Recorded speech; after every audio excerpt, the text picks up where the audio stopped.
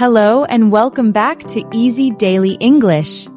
Hi everyone, we are so happy you are here with us today. I'm your host, Jason, and today we're diving into a topic that's on everyone's mind: how to speak fluent English in 2025.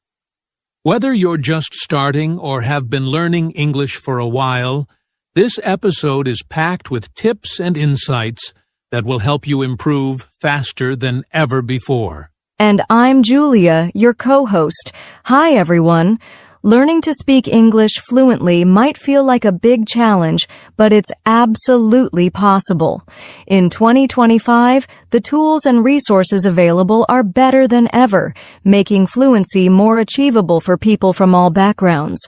Today, we'll share practical strategies, the latest trends, and even some personal stories to inspire and guide you. Exactly. And if you're wondering why English fluency is so important right now, stick around. We've got some exciting insights coming up. Before we dive in, though, remember to subscribe to our channel for more episodes like this one, and don't forget to share your progress in the comments.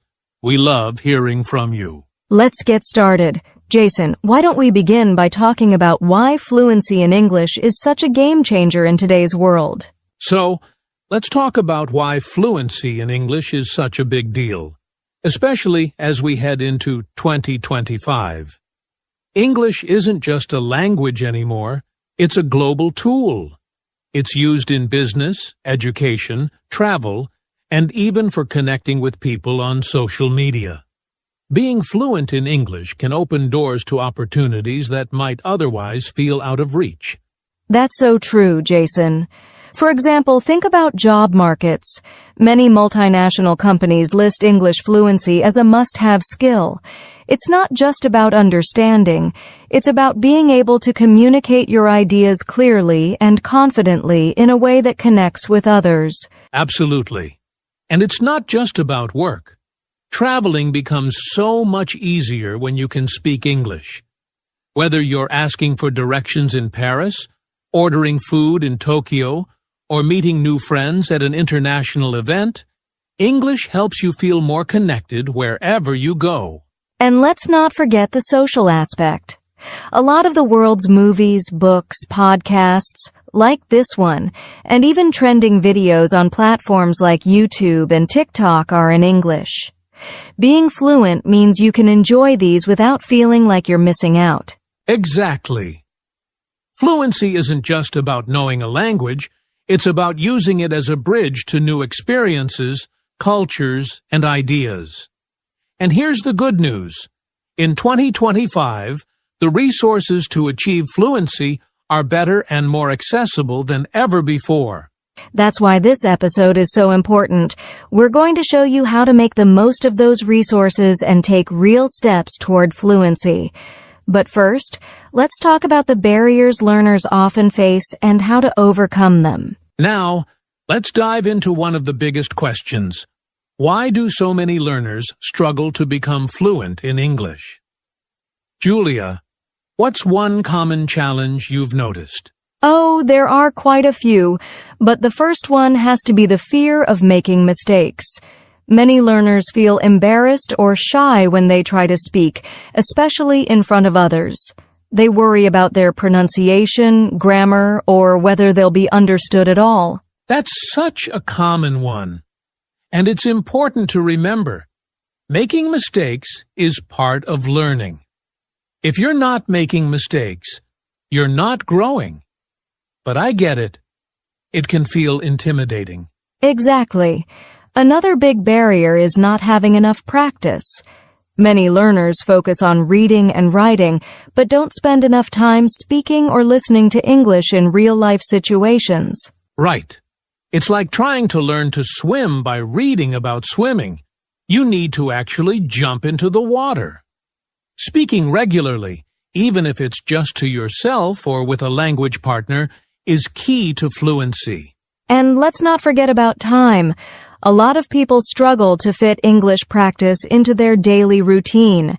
With work, school, and other responsibilities, it can feel like there's no time left for language learning. That's where consistency comes in. Even 15 minutes a day can make a huge difference if you stick with it. Another challenge I've heard about is relying too much on translating from your native language instead of thinking in English. This slows down your response time and makes conversations harder. Yes, thinking in English is a skill that takes time, but it's so worth it. Lastly, there's the issue of resources. Some learners don't have access to good materials or feel overwhelmed by too many options online. That's a great point.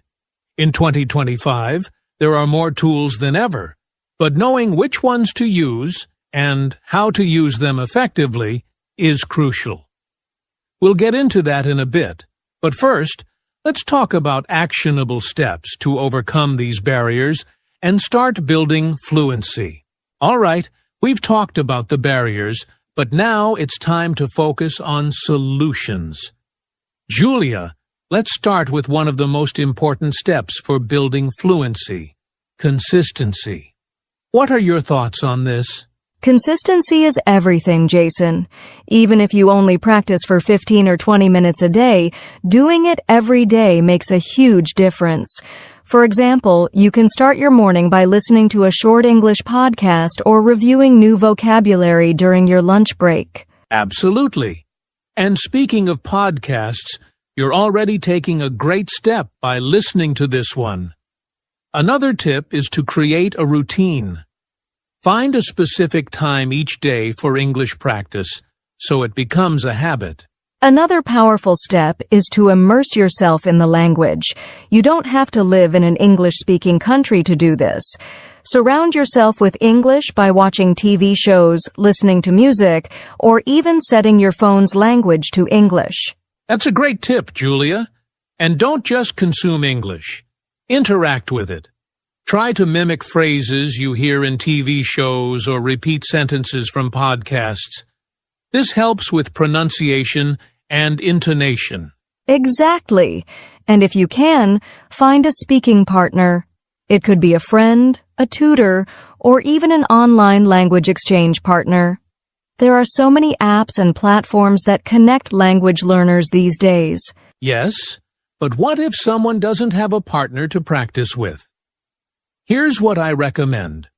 Practice speaking to yourself. Describe what you're doing, narrate your day, or even have imaginary conversations. It may feel a bit strange at first, but it's an excellent way to build confidence. Another practical step is using technology. In 2025, we have incredible tools at our fingertips, like AI-powered language apps that provide real-time feedback on your pronunciation and grammar.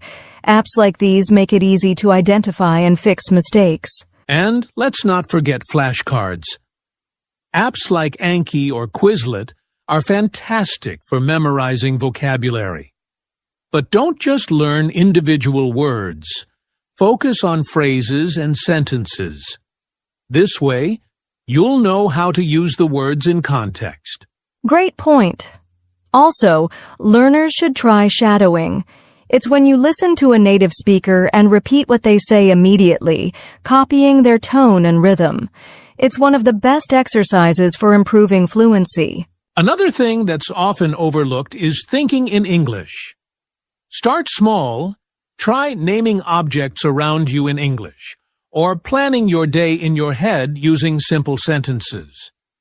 Over time, this habit will make speaking more natural. And Jason, we can't ignore the importance of setting goals. Fluency doesn't happen overnight, so break it down into smaller, achievable goals.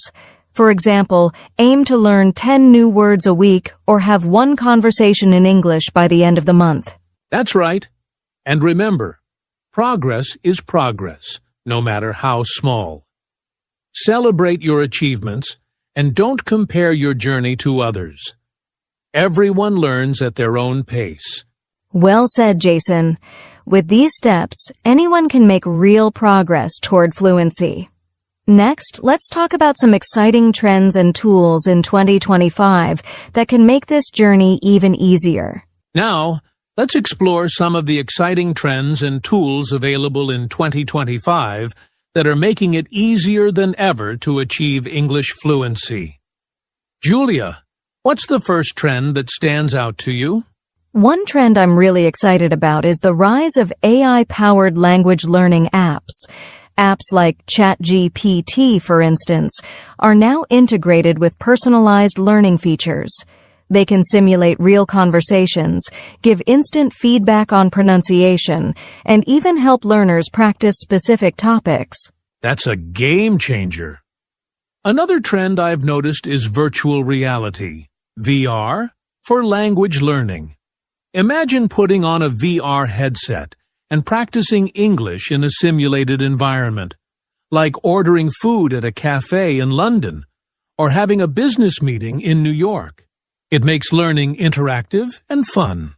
Absolutely. And for learners who love social interaction, there are more online communities and platforms than ever before. Websites like Italki, HelloTalk, and Tandem connect you with native speakers or other learners for language exchange. You can also join discussion groups on platforms like Discord or Reddit to practice writing and get feedback. That's a great point, Julia. Another tool that's growing in popularity is advanced speech recognition technology. Many apps now analyze your pronunciation and give you detailed suggestions for improvement. It's like having a personal tutor available 24/7. And let's not forget gamified learning. Apps like Duolingo and Memrise have become even more engaging in 2025, offering challenges, rewards, and interactive storytelling to keep learners motivated. Gamification makes learning feel like a fun game instead of a chore. That's so true. Another trend is microlearning. People are embracing short, focused lessons that fit into their busy lives. For example, learning a single phrase, idiom, or grammar rule in just 5 minutes during a coffee break. Yes, and podcasts like this one are a great part of microlearning. Listening to bite-sized lessons or discussions while commuting or exercising makes learning easy and accessible. Another powerful resource is adaptive learning platforms.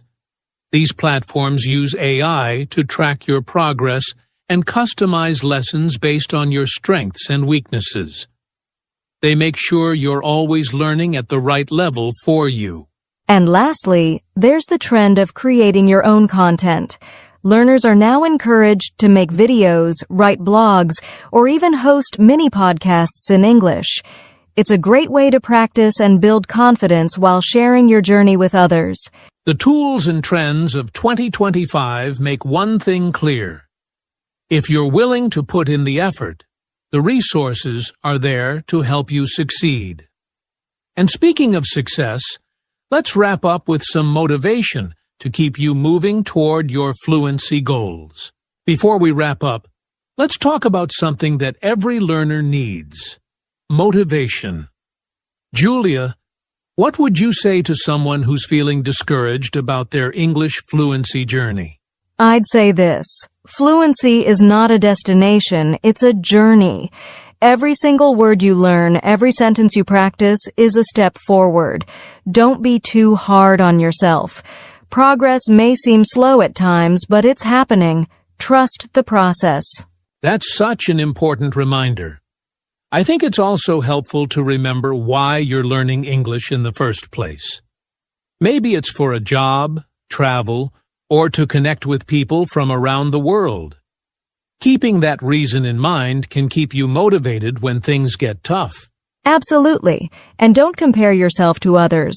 Everyone learns at their own pace. Celebrate your small wins, whether it's understanding a new word, having a short conversation, or finishing an English podcast episode like this one. Right? It's also okay to take breaks when you need them.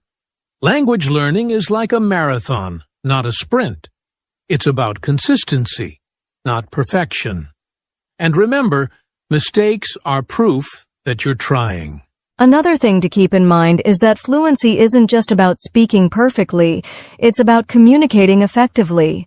If you can share your ideas and understand others, you're already on the right track. Exactly. And don't forget to enjoy the process. Watch your favorite movies in English, listen to music, and find ways to make learning fun. The more you enjoy it, the more natural it will feel. To everyone listening, you've got this.